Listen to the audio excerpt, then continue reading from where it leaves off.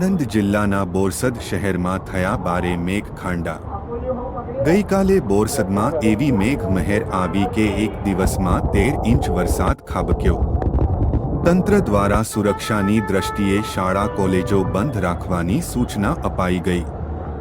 જ્યાં જ્યાં પાણી ભરાયા છે તે રસ્તા અવરજવર માટે બંધ કરી દેવાયા।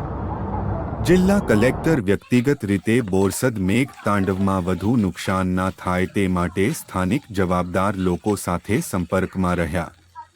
અહેવાલ ધનંજય શુક્લ।